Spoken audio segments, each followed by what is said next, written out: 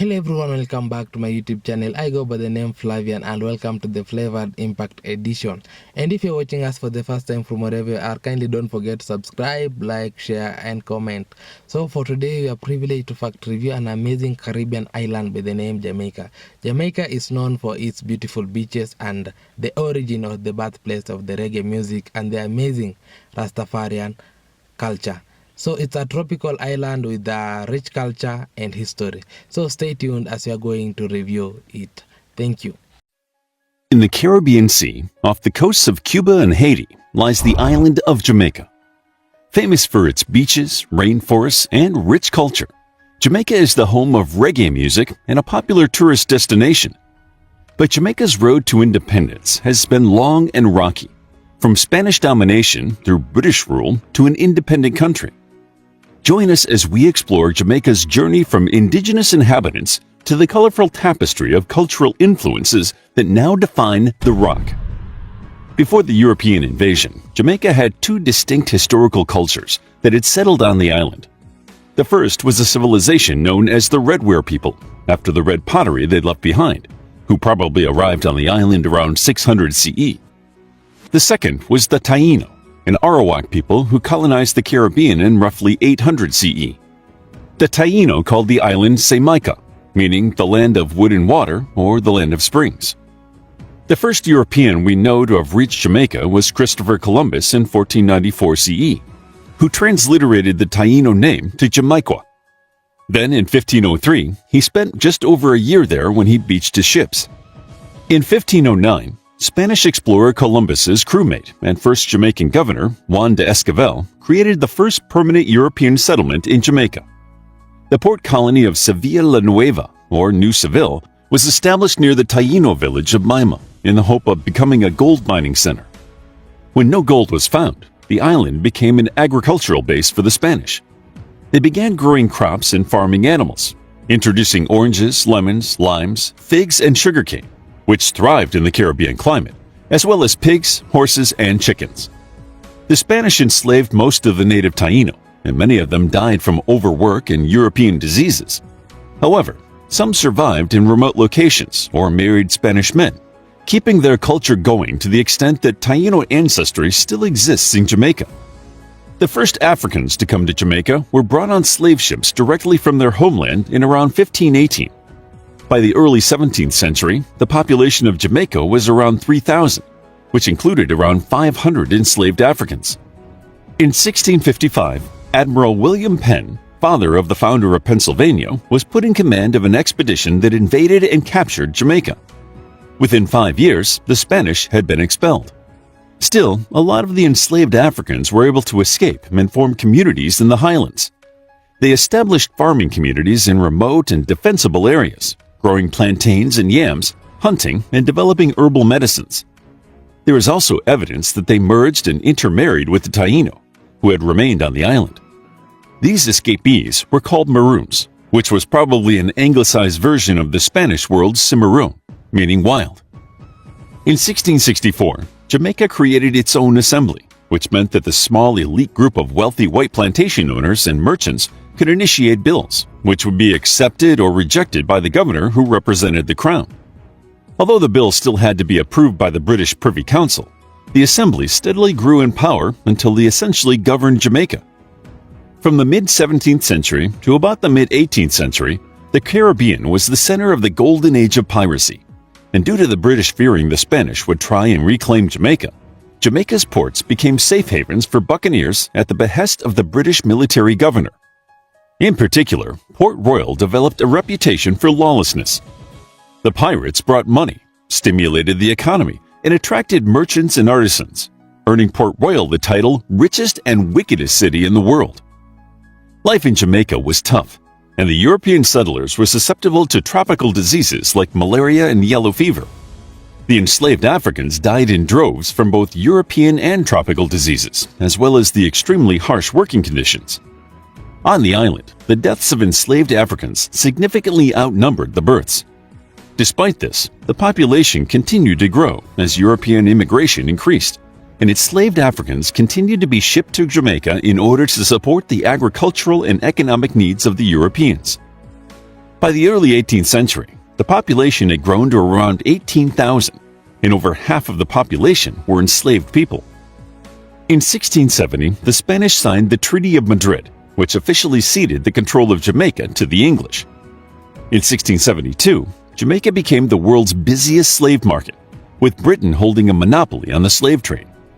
Before the end of the 17th century, the black population outnumbered the white population by at least 5 to 1. Jamaica also became highly valuable due to its agricultural production, as it produced sugar, indigo dye, cocoa beans, and coffee. All this production required labor, and the population of enslaved people swelled to 300,000 by the late 18th century. By this time, there was increasing civil unrest, threats of invasion from Spain and France, and unreliable food supplies, which caused 15,000 enslaved people to starve to death in the 1780s. Throughout the 1700s, the British faced internal and external threats to their rule. Wars with the Maroon population, French and Spanish attacks, and slave revolts kept the British military fighting to keep control. The white landowners blamed missionaries on the island for inciting the rebellions and burned several Baptist and Methodist chapels as retribution. In 1807, Jamaica's society underwent a significant transformation when the British Parliament abolished the transatlantic slave trade and approved an Emancipatory Act that stipulated by 1838 any enslaved people in the British colonies would be granted their freedom. Many former slaves left the plantations to start farm smallholdings in the nearby hills. Now, they had lost their free labor, and as the price of Jamaican sugar had plummeted, the plantations became less economically viable. But instead of offering the now free black Jamaicans a decent wage, several governors of Jamaica, Charles Metcalfe and James Bruce, brought in workers from India and created the island's first railway. These Indian indentured laborers first introduced cannabis to the island. Unsurprisingly, the governor's measures did not stop the plantation system from collapsing, which led to mass unemployment and poverty. They did, however, plant the seeds for the nation's future cultural ties to ganja, the name of which is derived from the Sanskrit word for marijuana.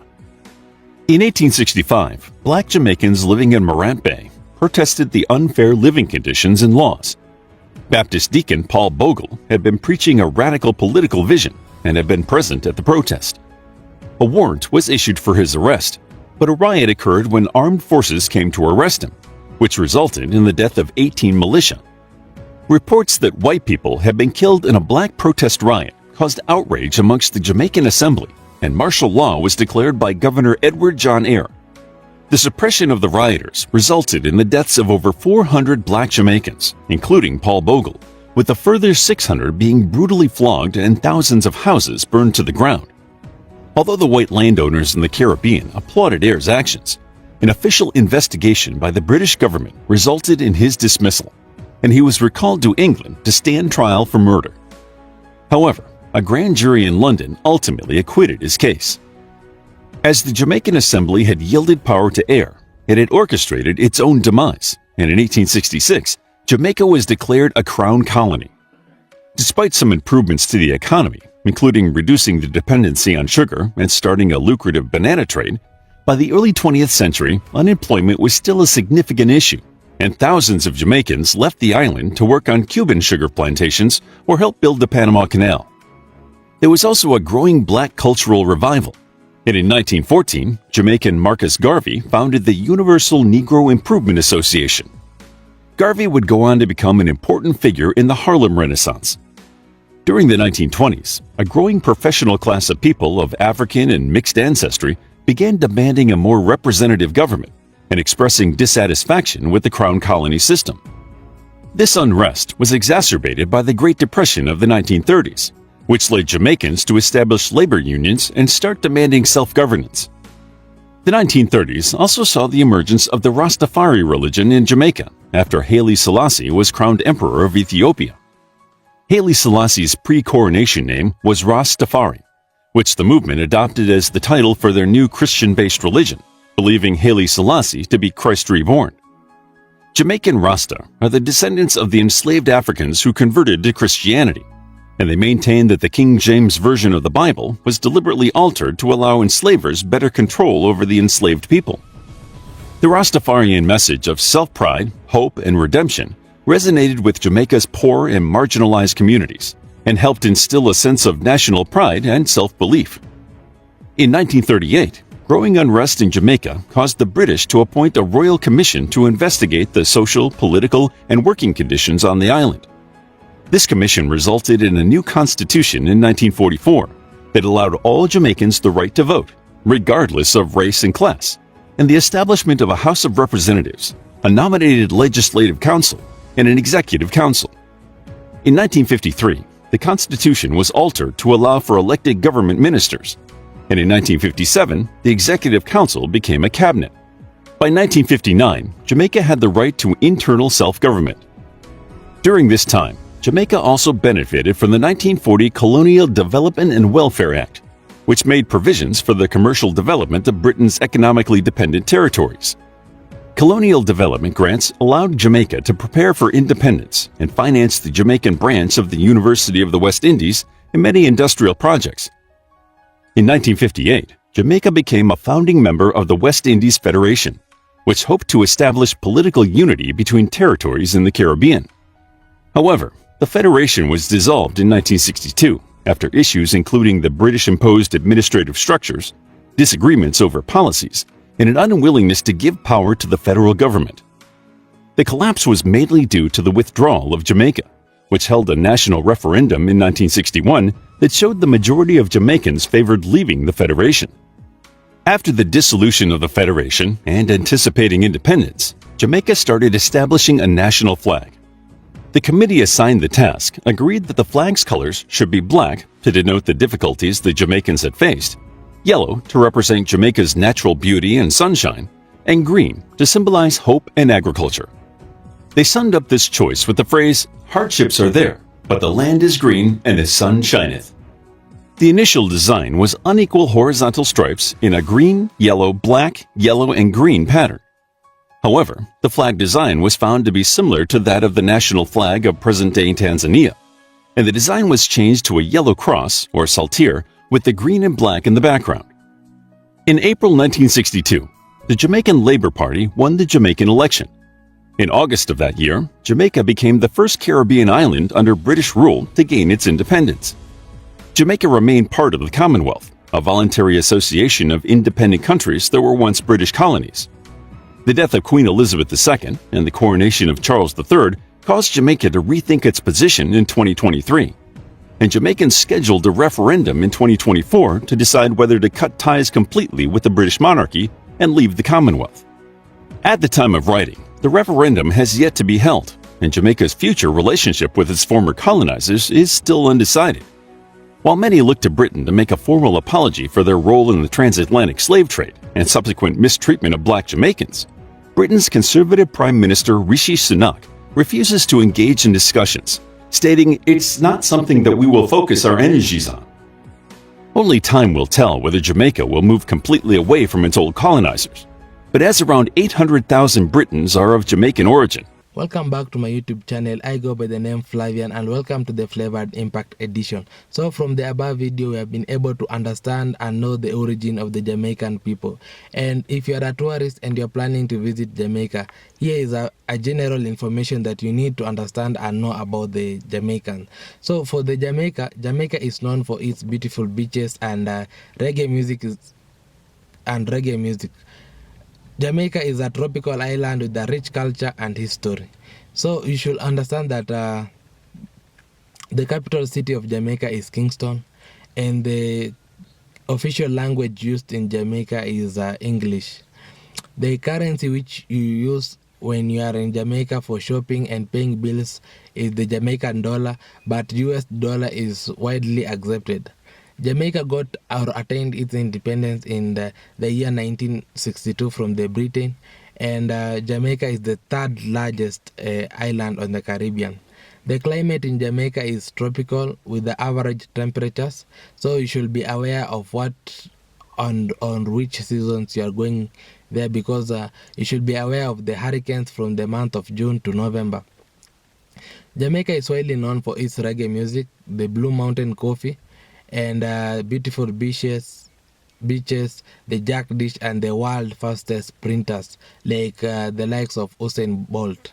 So While in Jamaica, I will widely recommend you to carry some cash, as credit cards are not always accepted everywhere.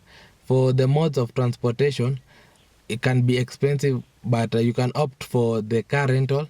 And you should understand that in Jamaica, if you are they use the left hand side of the road. If you are coming from countries where they use the hand right side of the road, it will be a bit challenging. And for your safety purposes, you should also understand that you should be aware of the potential safety in, especially in certain areas.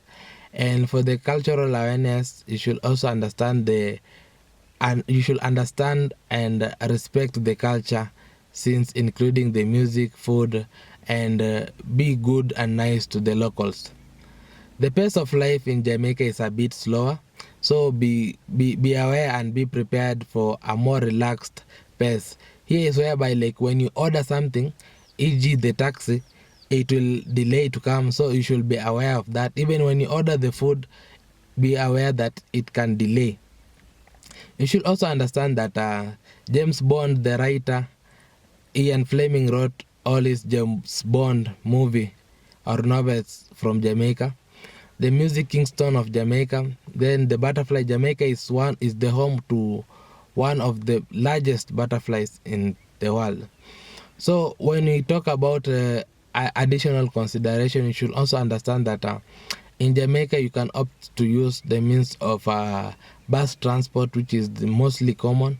And also you should be aware that in Jamaica they prohibit ban and use of marijuana. So Jamaica is a drug-free zone. If you are a tourist and you are planning to go there tending to use drugs, there is a heavy penalty, especially if you are a tourist. You should also understand that in Jamaica, bang is not accepted, it's not legalized. So don't be deceived with what you see on social media, especially with the artists or the reggae artists performing using bang or smoking bang. Bang in Jamaica is highly prohibited. You should also understand that the Jamaicans people are more religious, and if you are planning to go there, especially if you are homophobia, in Jamaica they highly prohibit the LGBTQ, whereby you cannot fall in love with the same gender. Also, you should also understand that in Jamaica is the only island where the is highly religious, whereby you find that churches are more than any other island or any other nation, especially in the world. Because in Jamaica you'll find that churches are almost everywhere in the square feet, or rather as per the kilometer. You should also understand that the Jamaicans people are friendly, and you should look for a good tour guide so that can show you, so that you can be able to enjoy your stay in Jamaica. So for the rainy seasons, there are two rainy seasons from the month of June and November. There is where I believe there is a hurricane, so you should also be prepared for that. You should also enjoy the salt fish, the ake, and other Jamaican dishes which are amazing. Also, you should also enjoy the reggae music, which is played in the most of the tourist areas and resorts. So I will highly recommend that if you are a tourist and you're planning to visit there, that is just a bit of the basic knowledge you should understand. And we shall be talking and interacting more on our next video, explaining to us or explaining to you why you should visit Jamaica. So thank you for your time, thank you for watching. Feel blessed, and thank you for your support. May God bless you from wherever you are, and those who are planning to visit Jamaica, kudos, have a nice stay there. And for the Jamaican people, thank you for your love, thank you for your support. May you share this video widely so that we may be able to reach and attain a wider audience. May God bless you all. Thank you.